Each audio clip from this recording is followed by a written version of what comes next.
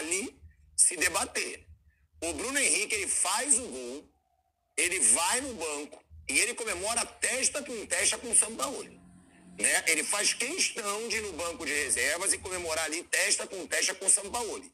Isso, para mim, deixa claro que quer deixar para a torcida, para a diretoria, que o grupo está fechado com o Sampaoli.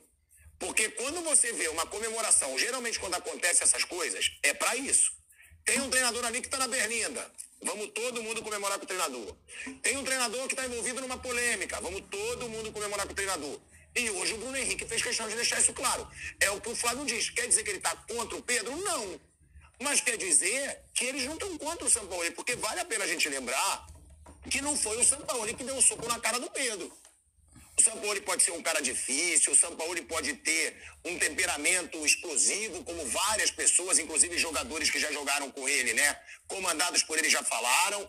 Agora, essa comemoração do Bruno Henrique diz muito, né, Piperno? Eu acho que diz muito. Deixa claro, ó, a gente tá fechado com esse cara aqui. Ele tem que continuar e a gente vai jogar por ele. E tem outra coisa, né? Há momentos inesperados, às vezes situações de crise e tal, que elas acabam produzindo efeitos aí, às vezes, inimagináveis. Um deles, por exemplo, nesse caso, pode ser, inclusive, uma maior aproximação entre o Sampaoli e esses caras que são os líderes do grupo.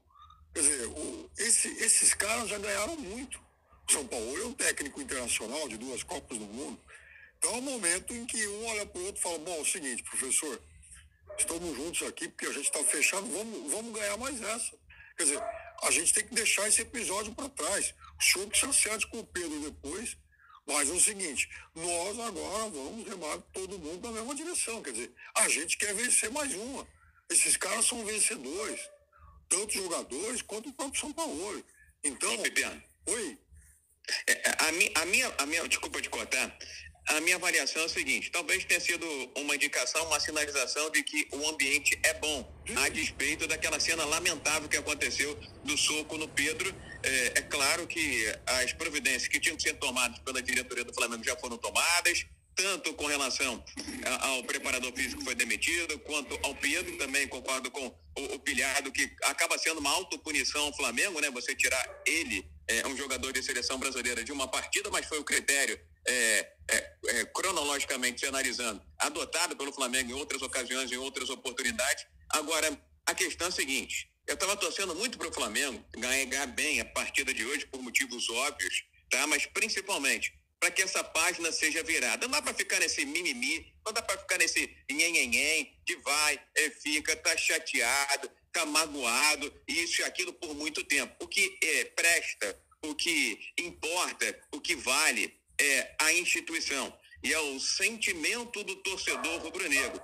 Para o torcedor rubro-negro, a situação já está resolvida. Quem tinha que ser punido já foi punido, quem tinha que ser demitido já foi demitido. Bola para frente, meu amigo. Vamos pensar na Libertadores da América, vamos pensar na Copa do Brasil, vamos correr atrás do prejuízo no Campeonato Brasileiro, porque ficar nesse nhenhenhen, nesse mimimi, vai, não vai, tá chateado, tá magoado, vou pro Benfica, fico no Flamengo. O que o Pedro tem que entender é o seguinte, ele é um jogador hoje com características em extinção no futebol internacional. Eu sou um baita defensor, admirador do Pedro como pessoa e como futebol ao longo de toda essa minha passagem aqui por diversas programações esportivas da Jovem Pan. Agora ele tem que entender que no modelo de jogo do técnico João Sampaoli, ele obrigatoriamente vai ser reserva. E talvez seja isso que esteja mais incomodando ele. Ele olha para trás, olha no retrovisor e fala assim, meu Deus do céu, vai começar tudo de novo. Antes do Dorival era assim, o Gabigol era o titular, eu era o reserva, e eu tinha que me provar toda a rodada, todo jogo, toda a competição, que eu poderia ser titular no rubro-negro carioca. Então, o Pedro tem que pensar muito bem a carreira dele, de certa forma, aparar as arestas, deixar de lado um pouco as influências daquele que o circunda, tá? Para tomar a decisão correta. E a decisão correta é entender onde é que ele se encaixa no Flamengo da atualidade e onde é que se encaixa na atualidade no futebol internacional. Você vai contar nos dedos quantos jogadores com a característica do Pedro estão à disposição dos principais times do planeta. E o Pedro foi para a Copa do Mundo não para ser titular, mas para ser uma alternativa, para uma bola aérea, para uma jogada brigada dentro da área. Então, se ele entender o papel dele nessas condições, envolvendo o Flamengo, vai ser reserva. Agora, se encontrar um time no futebol mundial, futebol internacional, o Benfica, que tinha centroavante que está sendo negociado, teve outro que foi para o Liverpool, se entender que no Benfica ele vai ser um homem de referência, o esquema é voltado, entre aspas, para ele, que ele vá para o time de Portugal. Mas no Flamengo, hoje, ele é reserva, apesar do talento, do gabarito, da categoria, com todas as letras maiúsculas e caps lock, não tem a menor dúvida disso. Ficou muito claro o jogo de hoje contra o Olímpia. E Viga, não só hoje, né? Não só hoje. A gente lembrou aqui, com o Jorge Jesus ele foi reserva, com o Domenech ele foi reserva, com o Rogério Senna ele foi reserva, com o Paulo Souza ele foi reserva. Ele foi titular absoluto quando o Bruno Henrique machucou. Que aí foi com o Vitor Pereira e foi com o Dorival Júnior. Foi quando o Pedro foi titular absoluto. Mas é o que eu falo também, eu não gosto de desmerecer o Pedro, porque querendo ou não, quando ele jogou, ele foi o rei da América no passado. Exato, o Flamengo foi campeão da Libertadores e o Pedro foi o rei da América. Ele foi o artilheiro, foi eleito o melhor jogador da Libertadores. Eu acho que tem que ser reconhecido também, mas também acho que ele exagerou. Exagerou na forma como ele administrou essa situação com o Sampaoli. Por quê? Porque o Pedro, ele é importante para esse time do Flamengo. Eu sou o primeiro a falar, eu sempre falei, se eu fosse o Flamengo, eu tentaria a conversa.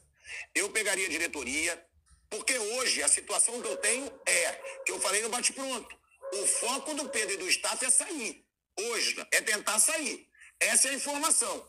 Agora, poderia o Flamengo, na minha opinião, que tem muito aquele discurso do torcedor, nada é maior que o Flamengo, nenhum jogador é maior que o Flamengo. É claro que nenhum jogador é maior que o Flamengo. Mas o Flamengo fica melhor se tiver um reserva como o Pedro. Porque foi o que eu falei hoje. Se o Pedro for embora agora, o Flamengo não pode contratar. A janela fechou. O Flamengo vai terminar a temporada sem um substituto pro Gabigol. Não tem. E hoje o Flamengo tem um camisa 9 de nível de seleção brasileira para substituir o Gabigol.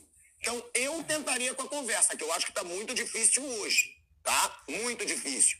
Nenhum dos dois tem que entender o papel dele, Pilhado. Ele tem que entender o papel dele dentro do elenco. Ele tem que saber se ele quer ser reserva ou se ele quer ser titular. Se ele quer ser titular, ele tem que buscar outro time, tem que procurar uma outra equipe, que não vai ser com o Sampaoli, nessa formação tática, nesse modelo de jogo, titular. E aí ele tem 26 para 27 anos, tem que pensar na carreira dele. Ou seja, do ponto de vista profissional, seja do ponto de vista profissional / econômico-financeiro. Recentemente ele recusou uma proposta milionária para ir para o mundo árabe. Então ele tem que pensar na trajetória que ele quer daqui para frente. Agora, é bem verdade, você está dizendo que o Flamengo não é o Flamengo de 2022 e muito menos o Flamengo de 2019, o Pedro também não é o jogador que o levou à Copa do Mundo do Catar.